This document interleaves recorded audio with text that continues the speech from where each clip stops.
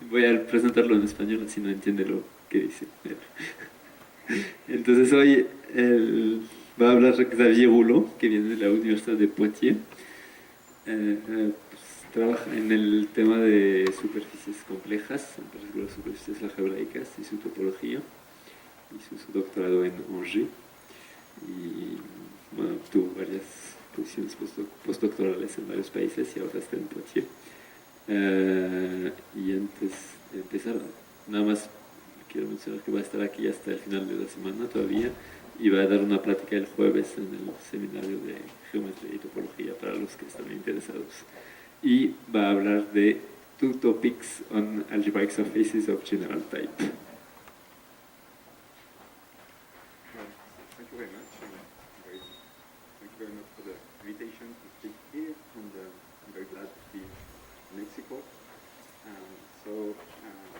I will speak about surfaces of general type. The plane of my talk first, before speaking about surfaces, I will speak about simpler objects, which are curves.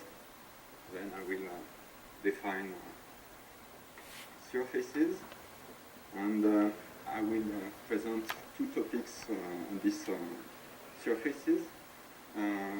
First topic is on simply connectedness.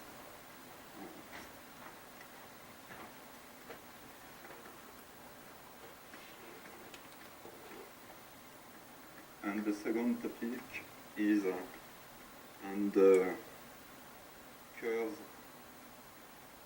of values 0 or 1.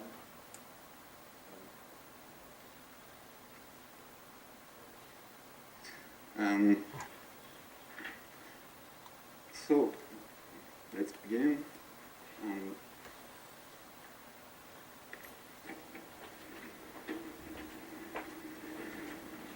With where I am, so I use PM, the projective space.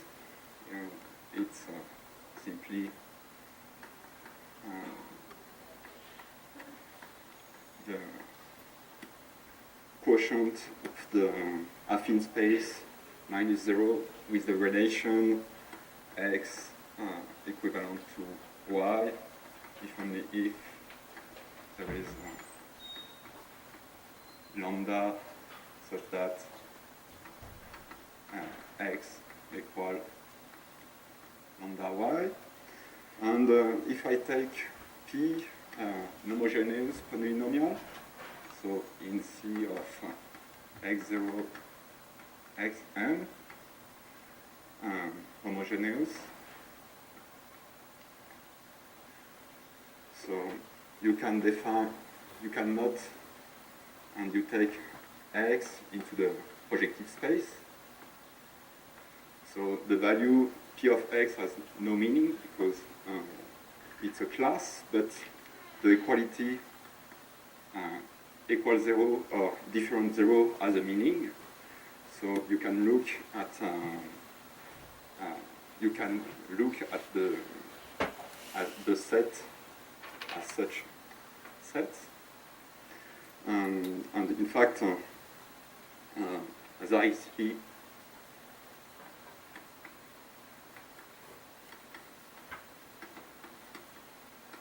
closed set is something on the which is like Z of P1, Pn. So you look to the vanishing of homogeneous polynomial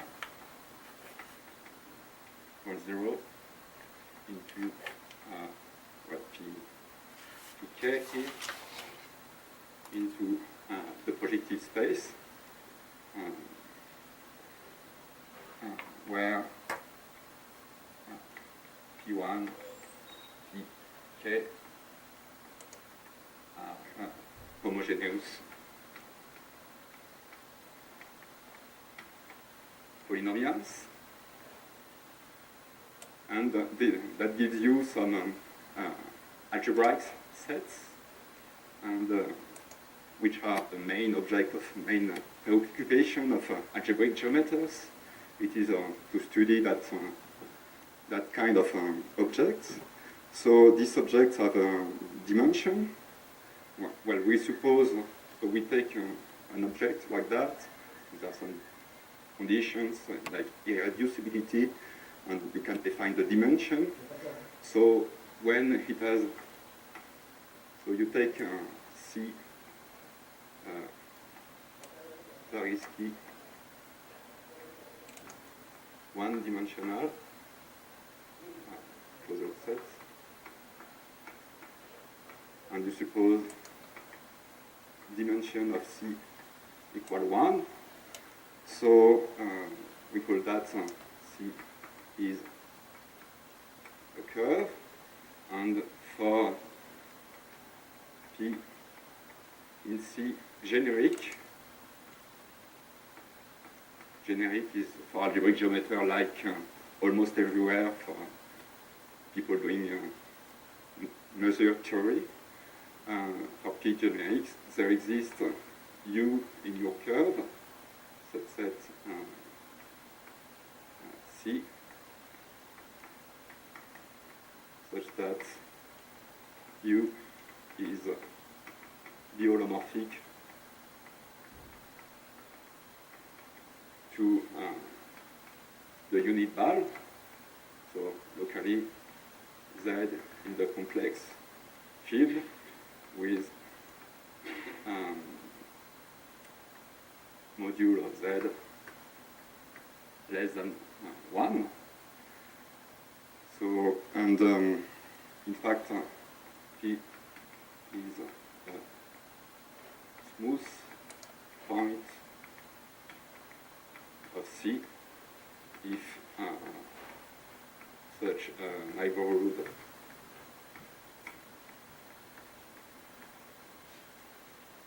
exists.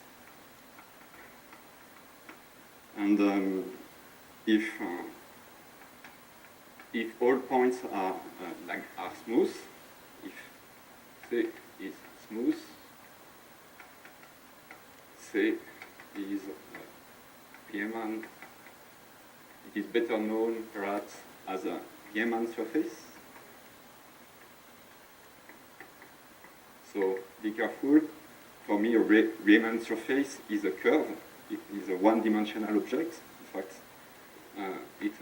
the dimension of C over the complex is 1, but the dimension of C over the real is 2. So topologically,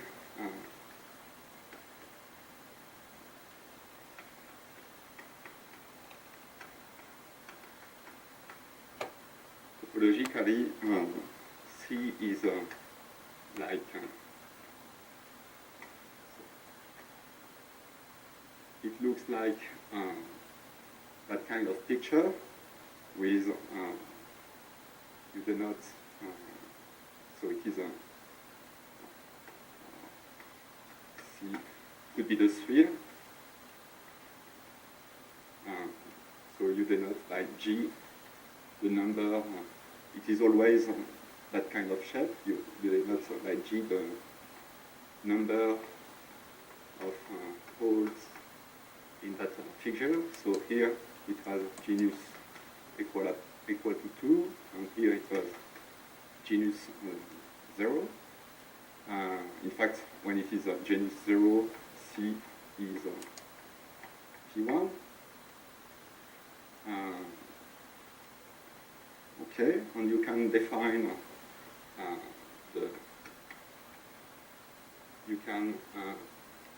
so when you have say here you have your Riemann surface, you can cut your surface in various triangles. You can draw triangles everywhere on your surface. Okay, and so you pave your Riemann surface, and you compute the number surfaces. So the number of triangles you have taken minus the number of edges plus the number of vertex, and that is constant. That means independent of the triangulation, the choice of triangulation, and called the Euler number of C, and it is denoted by E of C, and so this is a theorem. Moreover, you have E of C equal 2 minus 2G, where G is the number of poles. Well, when you take the sphere, it's and you take this hemisphere, you can see that you have 8 faces, 12 edges, and 6 vertices, and that gives you E of C equal 2, and it is, like I said, it is a genus 0 curve. So we have different properties according to the genus. So it is a topological invariant, both the genus and the Euler number. But we have different properties. So for G equals 0, every curve C of genus 0 is P1. The projective space, the line. So it is simply connected.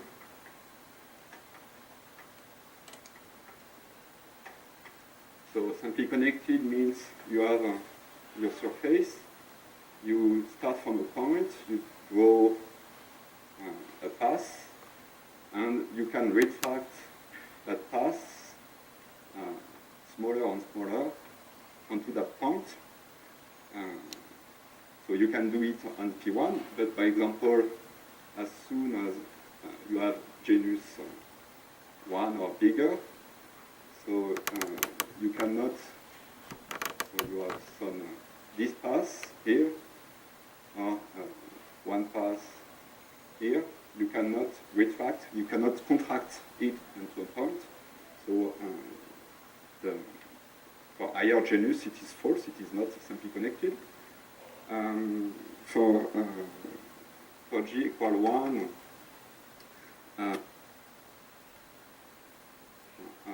an equation, it has to always an equation like that into the plane, equal S cubed plus R X Z squared plus B Z cubed.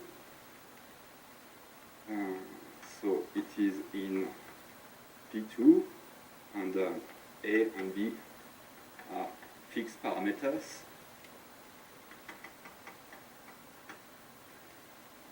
So each A and B define a genus 1 curve, and so there are conditions on the A and B for the smoothness, but I won't talk about it. And well, the universal cover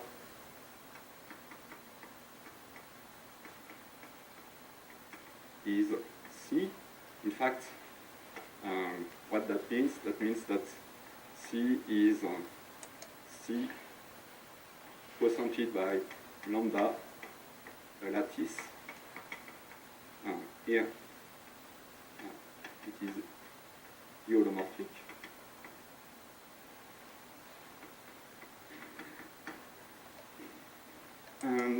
And so for G bigger than 1, so one has C isomorphic, the unit bar, B1, quotiented by gamma, where gamma is some group into the automorphism group of B1. So the universal cover is B1. So B1 is simply connected, and the fundamental group of the surface is that's gamma. So for a curve, there is a canonical line bundle. It is well, canonically associated to the surface.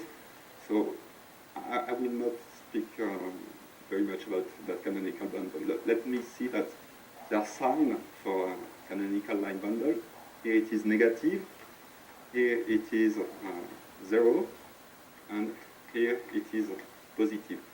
I write that because we will see some analogous on different properties for surfaces, but it will remain the same picture. So here we have some special curves, and here one can say that it is of general type in some sense.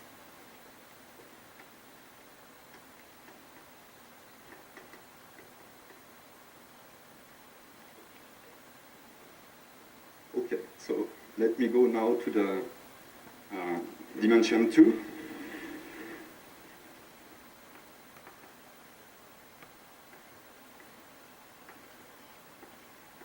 So I take X, it will be the closed space defined by some decay into Pn. So it is the set of zeros of polynomials, homogeneous polynomials, is defined by some homogeneous polynomials in Pn, and we are looking to the set of solutions to that. And so X has dimension 2 equal to means that when you take P into X, generic,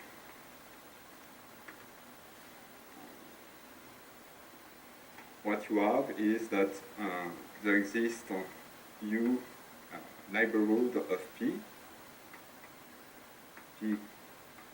containing U, such that U is biholomorphic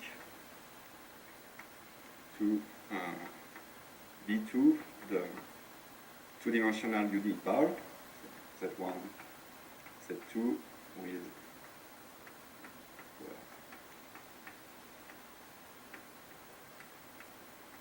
less than 1. And P is like for curves, P is a smooth point of our surface. So dimension 2, we call that an algebraic surface. And the point P is smooth if such a neighborhood exists. So I work mainly with X smooth. I will suppose X smooth. Okay, and some examples.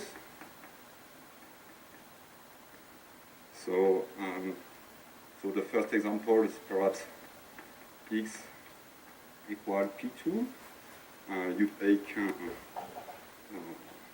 take the homogeneous polynomial P1 equals 0 for P2, and you have your closed set. This is the surface. 2, you can take X equal the hypersurface defined it by one polynomial into P3. So where P into C of X0, X3 homogeneous of degree d. So if you take a linear form, homogeneous linear form, it gives you also the plane. So we call d the degree of x by definition is d, and you have to choose if you want it smooth. You have to work with the partial derivative of your polynomials, and you ask to have not a common solution for these partial derivatives. And a third example, you take C1 and C2 curves, as I have defined it, and you take x equal C1 plus C2, that gives you simple surface. So, like for curves, it has some topological invariants.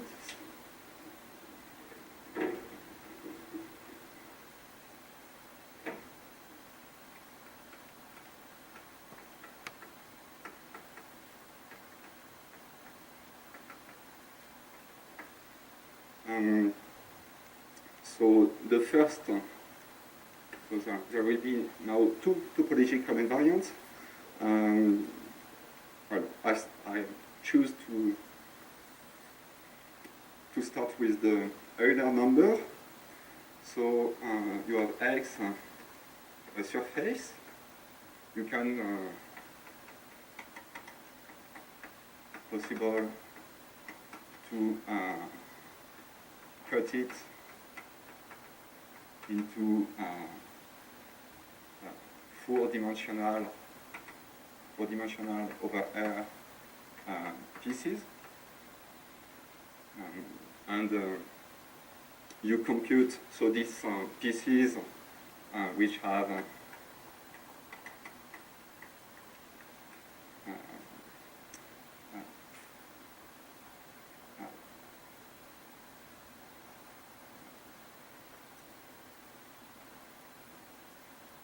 so this is the same picture than before. So you can compute the Euler number as the number of four-dimensional pieces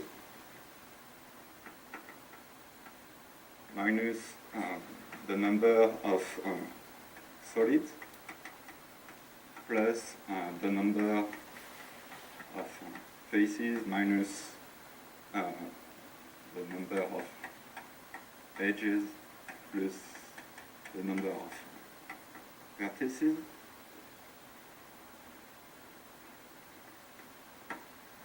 And it is invariant of your cutting.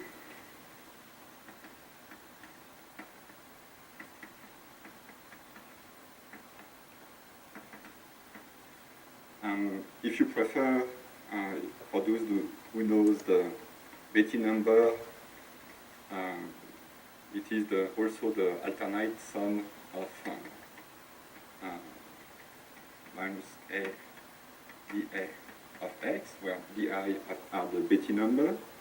And lastly, it is also called the second Chern number of x. So E of x is so-called the second Chern number of x.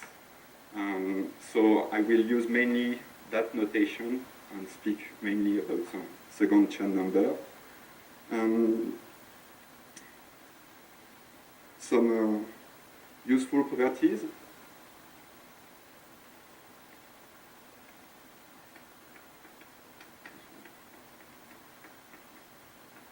Property of E. If C into X is a smooth curve, then you have that the Euler number of the open surface is E of X minus E of C. So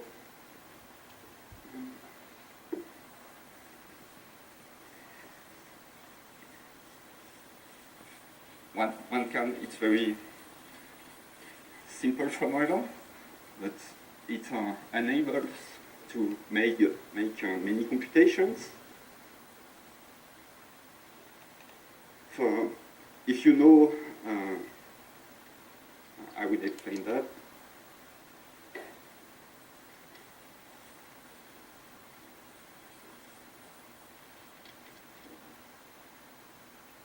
So suppose that y to x is a morphism of surfaces. So what means a morphism? Here you have an equation, surface, it is defined by zeros of polynomials. Here it is also defined by zeros of polynomials.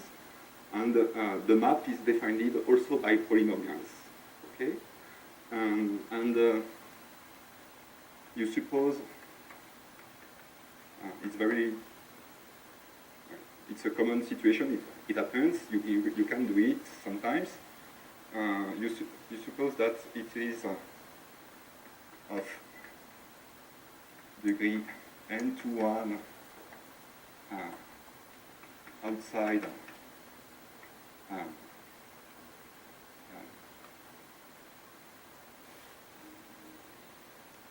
so, sorry, it is closed.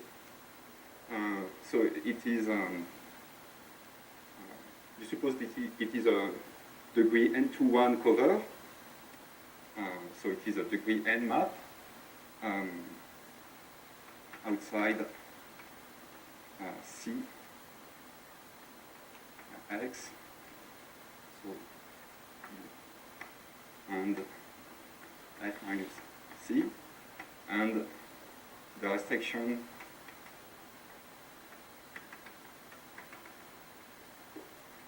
to F minus C as the grade 1. So you have the curve here, and outside the curve you take some copies. I will take for n equal 2. You take 2 copies and you glue, you identify these 2 curves in white are identified by this gluing. So how to compute? When you compute the Euler number of the surface y minus f minus 1 c, you get n times the Euler number of x minus c, and that gives you f of y. Here it is the isomorphic to c, so f of y minus e of c equal n times f of x minus f of c, and you have the formula, so you can compute f of y equal n times f of x plus 1 minus n e of c. So it is very simple in that case to compute the Euler number of the new surface with the knowledge of the Euler number of the surface.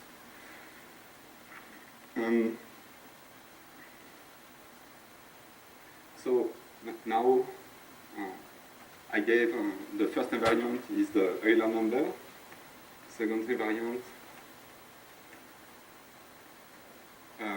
is the first chain class. So before I need some to recall two definitions. One definition.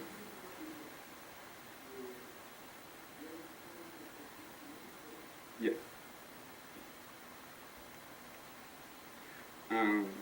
So when you take C1 and C2, two curves on X smooth,